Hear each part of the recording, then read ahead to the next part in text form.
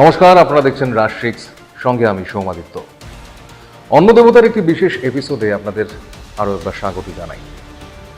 যে বিষয়টা নিয়ে আজ আপনাদের সামনে অন্ন দেবতার এই বিশেষ পর্ব নিয়ে এসেছি, বাংলার কৃষক কি সত্যি বঞ্চিত হচ্ছে এমএসপির মায়াজালে পড়ে?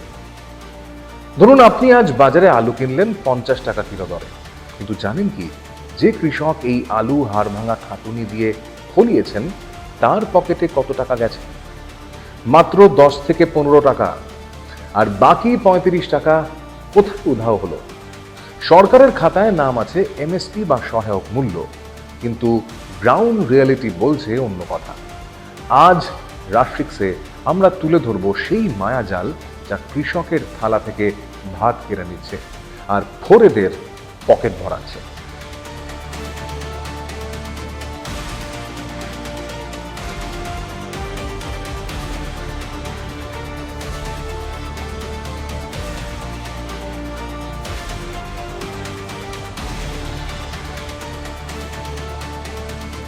প্রতি বছর হাজার হাজার কৃষক আত্মহত্যা করছেন।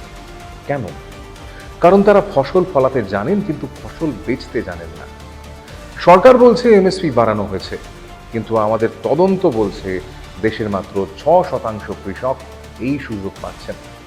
বাকি 94% কৃষকের কি অবস্থা হয়? তারা কি তবে আধুনিক ভারতের এই উন্নতির গল্পের বাইরে? বিশেষ করে আমাদের বাংলা কি এই বঞ্চনার তালিকার একেবারে শীর্ষে?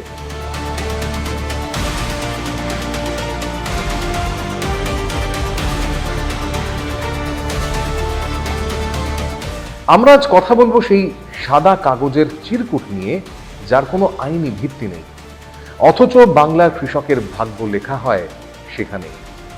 আজ কথা হবে মার্কেটেবল সারপ্লাস আর ডিস্ট্রেস সেল নিয়ে।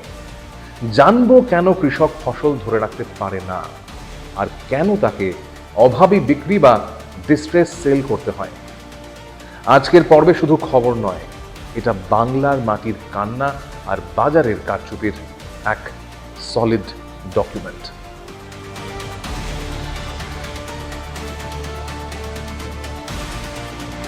লাস্টের সিজনে যখন আলুটা আমরা তুলবো তখন তো প্রচুর বৃষ্টি হচ্ছে, তার জন্য আমাদের কৃষকদের গোটাটাই যা ক্যাশ দিয়ে আলু করছি গোটাটাই শেষ।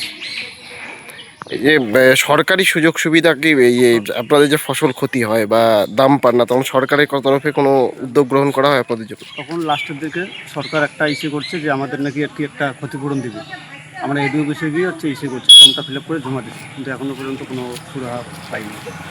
হিমঘরে আলুটা রাখেন, সেই হিমঘরের ক্ষেত্রে কি রাখতে কোনো সমস্যা? বন্ড নিয়ে কালোবাজারি বা কোনো সিন্ডিকেট রাজের? হ্যাঁ, এটা তৃণমূল সরকারের আমলে গোটাটাই কালোবাজারি। সেটা হচ্ছে সারের থেকে শুরু করে বিষের থেকে শুরু করে লাস্টে যে আমরা হিমঘরে রাখবো সেই বন নিয়েও কালোবাজারি হচ্ছে। সেক্ষেত্রে প্রশাসনের উদ্যোগ কোনো দেখেছিলেন? সেরকম উদ্যোগ ছিল না।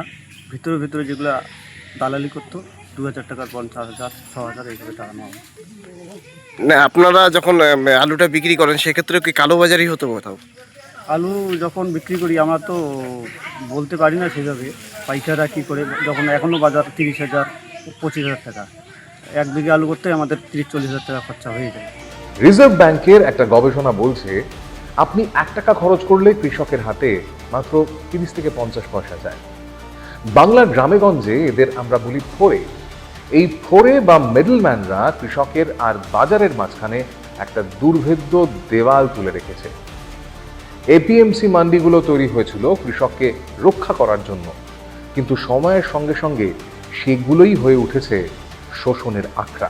কি হবে না হবে, এখন তো মনে করো 30-35,000 টাকা গাড়ি 200 প্যাকেটে, তার মানে পরে এলা বাড়ে না বাড়ে সেটা বলতো। এই যে এখন নতুন সরকার যে এলো, কি বলবেন? এখন নতুন সরকার কি করবে? এখন কৃষককে ধর আলু আবাদ করছে বেশি, আলু আবাদটা হচ্ছে বেশি।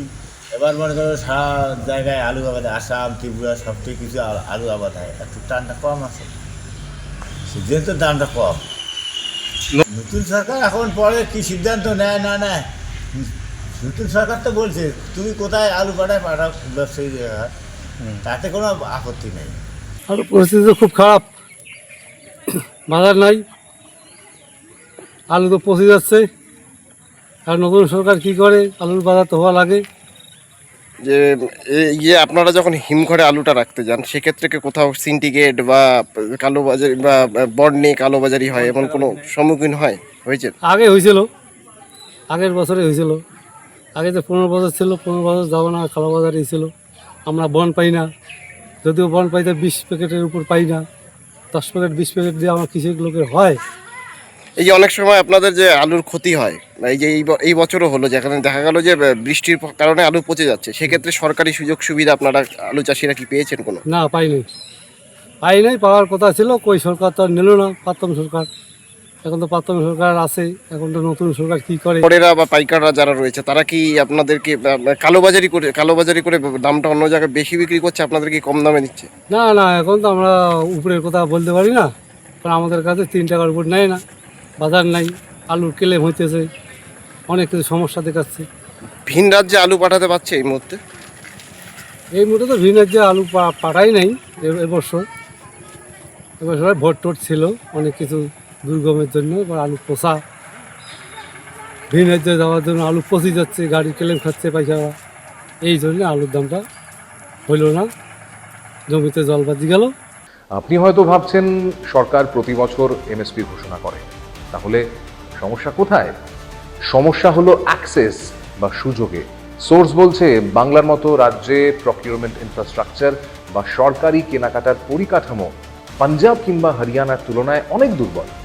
ফলে কৃষক যখন তার ধান নিয়ে সরকারি সেন্টারে পৌঁছন, তাকে বলা হয় টার্গেট শেষ কিংবা লিঙ্ক নেই। তখন পাশের গলি থেকেই বেরিয়ে আসে ফোরে। সে বলে, সরকার নেবে না তো কি হয়েছে, আমাকে দাও, তবে দাম একটু কম দেব। কৃষকের হাতে তখন কোনো উপায় থাকে না। কেন একজন কৃষক তার ফসল সরকারি দরের নিচে বেচে দেন? সোর্স বলছে কারণ তার ইমিডিয়েট ক্যাশ বা তৎক্ষণাৎ টাকার প্রয়োজন। সার কেনা, বীজ কেনা কিংবা মেয়ের বিয়ের জন্য তিনি সেই ফোরের কাছ থেকেই চড়া সুদে ঋণ নিয়েছিলেন। ফসল ওঠার পর সেই ফোরেই দাদাগিরি করে ফসলটা কম দামে কিনে নেয় ওই কৃষকের কাছ থেকে। আর একেই বলে ডিস্ট্রেস সেল। বাংলার প্রান্তিক কৃষকরা, যাদের জমির পরিমাণ 1 হেক্টরের কম, তারা এই চক্রব্যূহ থেকে বেরোতে পারছেন না। এই যে আলু পচে গেল, বিক্রি করতে পারলো না, পচে রাস্তার পাশে পড়ে আছে এই দেখুন। তো বর্তমান সরকার আছে যে আমাদের কথা যেন বর্তমান সরকারের কাছে পৌঁছে যায়, কৃষকের প্রতি লক্ষ্য রাখে, কিছু আলুর দাম পাইলে কিছু পাইতে পারে। ফের আলুর পরে এখন ধান আবাদ হবে, ধান আবাদের এখন ট্র্যাক্টরের নাকি দাম বাড়িয়ে দিয়েছে, ট্র্যাক্টরের দাম বাড়াই দিয়েছে। চাষ করলে মানুষের এই টাকাটা কোথা কিনে আনবে? ইয়ার থেকে জমির থেকে ফসল পাইলেই তো কিছু টাকা দিয়ে সেই জমি আবাদ করবে, আবাদ করতে পারছে না। এই যে পাট আবাদ করছে, পাট এবার হইলই না, তাহলে কৃষক বাঁচবে কোথা থেকে? পরিস্থিতি খুবই ভয়ঙ্কর। আলু তো বৃষ্টির জন্য একদম নষ্ট হয়ে গেছে, আর বেচা কিনাও নাই। কত বিঘা আলু চাষ করেছিলেন? এই 9 বিঘা। তাতে খরচ কেমন হয়েছিল? খরচ মোটামুটি বিঘা প্রতি 30,000 করে। আলু আপনার কত আলু নষ্ট হয়েছে এবং কতটা হিমঘরে রাখতে পেরেছেন? হিমঘরে রাখছি, এখানে হিমঘরে তো রাখি নেই, বাড়িতেই রাখছি। ওই মনে করো এই 1 গাড়ির মতো রাখছি, সব নষ্ট হয়ে গেছে বাদ বাকি। এই যে ফসল যে নষ্ট হয় বা আলু নষ্ট হয়ে যাচ্ছে, সেক্ষেত্রে সরকারি সুযোগ সুবিধা আপনাদেরকে দেওয়া হয়েছিল? না, দেওয়া হয়নি, কোনো সুযোগ সুবিধা দেওয়া হয়। এই ফসল বীমা থাকে অনেক সময় যে বলে, সেক্ষেত্রে আগের সরকার কি আপনাদের জন্য সে সমস্ত কিছু ব্যবস্থা করেনি? না, কোনো ব্যবস্থা করেনি, নষ্ট হয়ে গেল আলু। আর হিমঘরে আলু রাখার ক্ষেত্রে কোনো রকম সমস্যা হয় আপনাদের?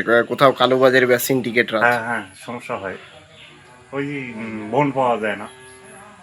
বেশি দামে বন্ড কেন, কি সিন্ডিকেট রাজ হয়? হ্যাঁ, ওইখানে সিন্ডিকেট সে হয়। আপনারা ওই যাদেরকে আলু বিক্রি করছেন, ওই কি কম দামে বিক্রি করতে হচ্ছে বর্তমানে? হ্যাঁ, বর্তমান কম দামে। কত টাকা করে বিক্রি করতে হচ্ছে? 30,000। কি বলছেন তারা? কি বলছে? এসে নেই, বেচা কিনা নাই, এরকম করে পাইকারগুলো বলতেছে। তো এইবার উৎপাদন কম, তার সাথে দামও কম, সেটা কতটা সমস্যার মধ্যে পড়তে হচ্ছে আপনাদের চাষিদের? সমস্যা তো ভালোই সমস্যা হচ্ছে। আলু করে চাল কিনির টাকা নেই। আলুগুলোকে এখন বর্তমানে ভিন রাজ্যে যাওয়ার জন্য কোনো উদ্যোগ নিয়েছে সরকার বা আগের ওইটা তো বলতে পারলাম না আমি। এখন সরকার এখন কি করে, এখন নতুন সরকার আসছে কি করে। ভারতের শস্য উৎপাদনের রেকর্ড হচ্ছে, কিন্তু পরিকাঠামোয় আমরা এখনো সেই মান্ধাতার আমলেই পড়ে আছি।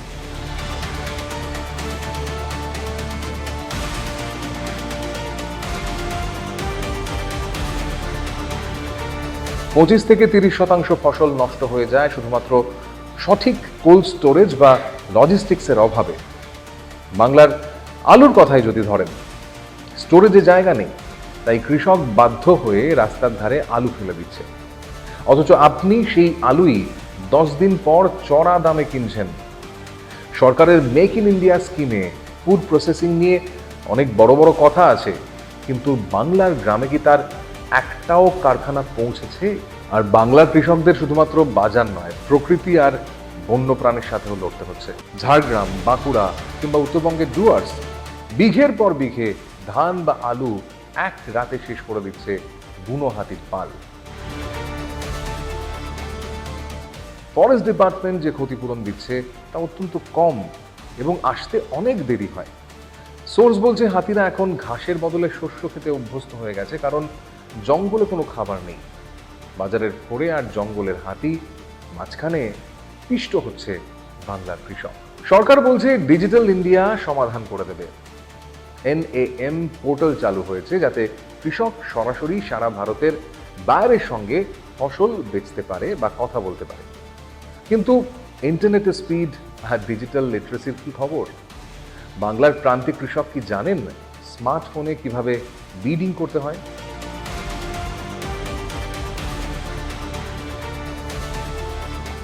আইটিসির চপাল মডেল মধ্যপ্রদেশে কিছুটা সফল হলেও বাংলায় কি বড় কর্পোরেটরা কৃষকদের বন্ধু হতে পেরেছে, নাকি তারা ফোরেদেরই নতুন রূপ?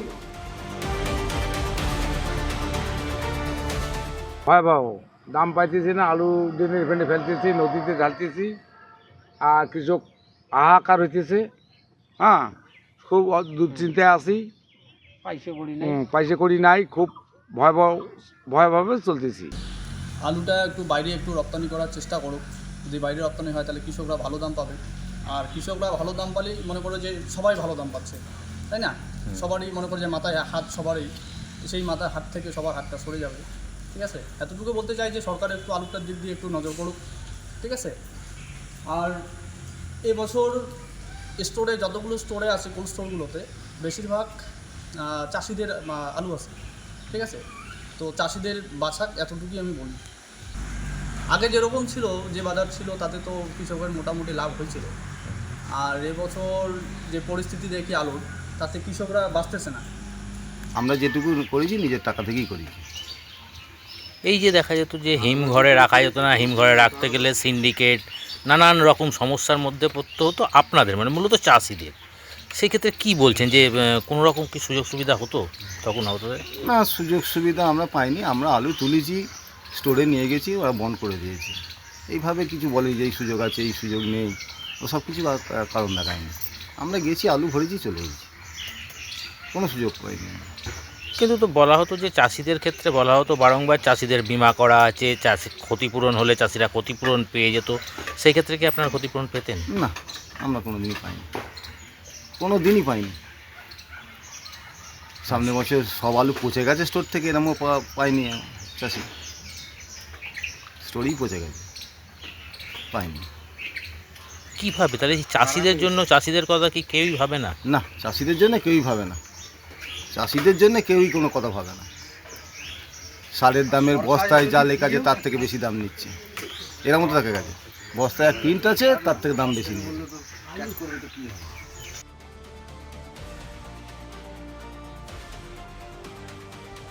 আপনারা ভাবছেন কৃষি আইন বা রিফর্ম করলেই তো সব ঠিক হয়ে যাবে। বিহার 2006 সালে APMC বা মান্ডি সিস্টেম তুলে দিয়েছিল। ভাবা হয়েছিল খোলা বাজারে কৃষকরা অনেক বেশি দাম পেতে পারে, কিন্তু ফলাফল কি হলো?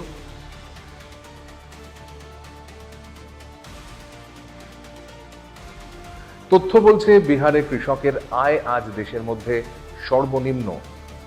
তাহলে সমাধানটা কোথায়? যদি মান্ডি থাকে তবে শোষণ, আর যদি না থাকে তবে অরাজকতা। বাংলা কি এই দুইয়ের মাঝখানে কোনো তৃতীয় পথ খুঁজে পাবে, নাকি আমাদের চাষিরা এভাবেই ফোরেদের দয়ায় বেঁচে থাকবে?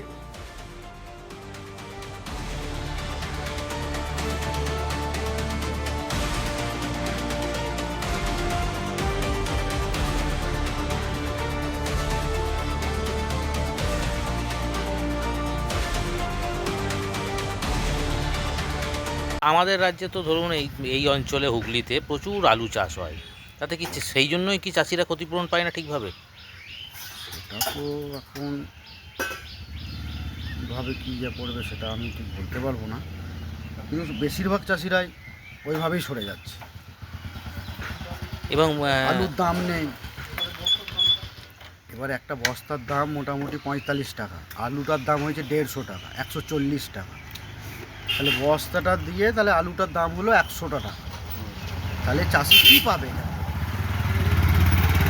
একটা বিঘে পেছু 35-40 হাজার টাকা, 35 হাজার টাকা তো অবশ্যই খরচা।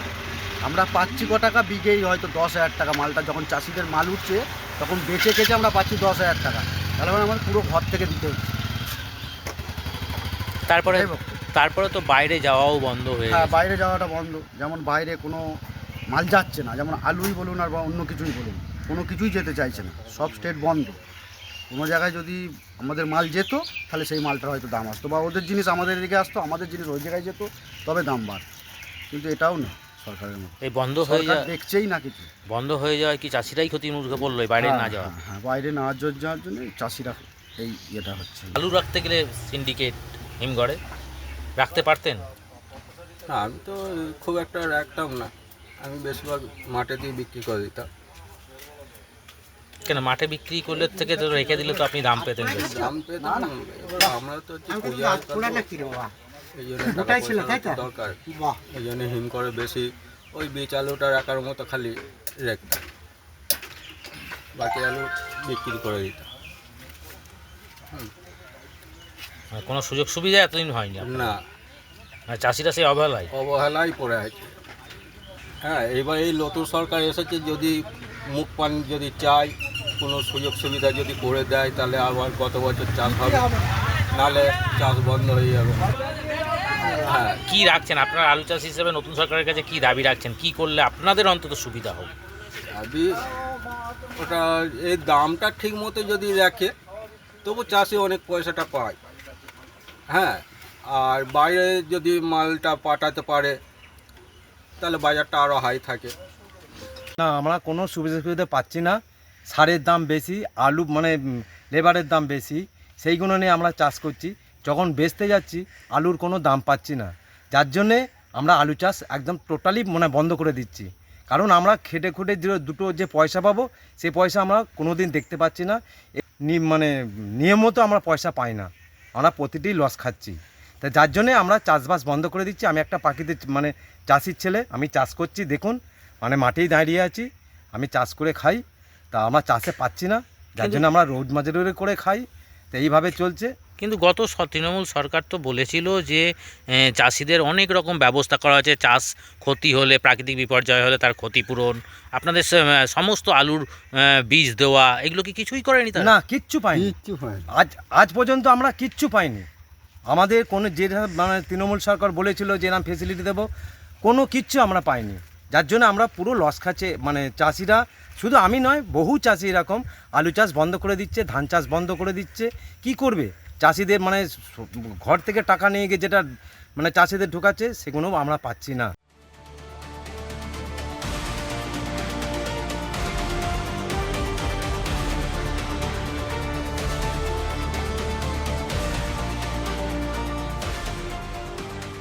প্রশ্নটা অবশ্যই উঠছে, আমরা শুধু ধান আর গমের উপর নির্ভর করে আছি, কিন্তু মিলেট বা জোয়ার বাজরা রাগির মতো ফসলে পুষ্টি অনেক বেশি, জলের খরচও কম। সরকার এগুলোর ওপর নজর দিতে বলছে ঠিকই, কিন্তু এগুলোর জন্য সঠিক এমএসপি বা বাজার কি আছে? বাংলার মাটি কি পারবে এই পরিবর্তনের সাথে মানিয়ে নিতে? এখন অনেক উন্নত বীজ এসছে, হ্যাঁ, আলুর ফলন প্রচুর হচ্ছে, গ্রাফটিং বীজ, অনেক রকম বীজ এসছে, সেই সব বীজের ক্ষেত্রেও আলু আর এবারে ওয়েদার ভালো গেছে, ওই জন্য আলুর ফলনটাও একটু বেটার হয়েছে। হ্যাঁ, তো কোনো সব বছর তো হয় না, কিন্তু হয়েছে। সরকারেরও উচিত সেই আলুটা উপযুক্ত জায়গায় পাঠানো, যাতে চাষি 2 পয়সা পায়। একটা আলু জন্মাতে মোটামুটি 1 বস্তা আলু 300 টাকা দাম হলে তবে আলুটার প্রোডাকশান খরচা উঠবে। 300 টাকা যদি 1 বস্তা আলুর দাম হয়, প্রাইস হয়, তবে আলুর জন্মানোর পয়সাটা উঠবে, মানে আলুর খরচাটা উঠবে।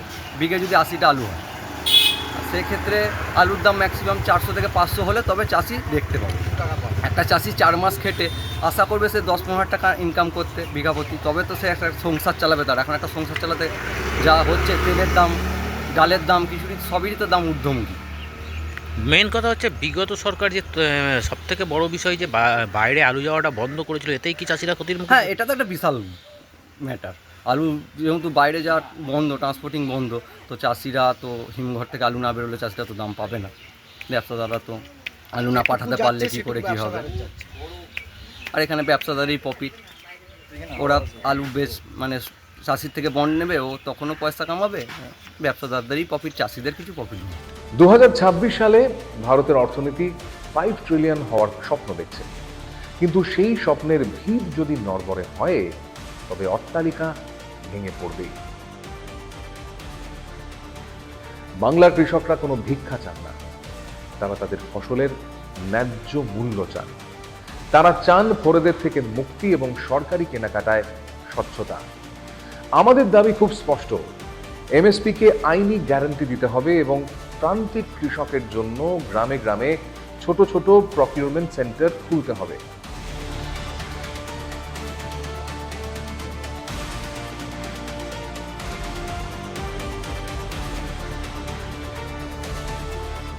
মনে রাখবেন, আজ কৃষক না খেয়ে মরলে কাল আপনার পকেটেও টান পড়বে। ডাইনিং টেবিলে বসে ভাবুন, আপনি কি কৃষকের শোষণের ভাগীদার হবেন নাকি আওয়াজ তুলবেন? বাংলার কৃষকের এই বঞ্চনা আর কতদিন?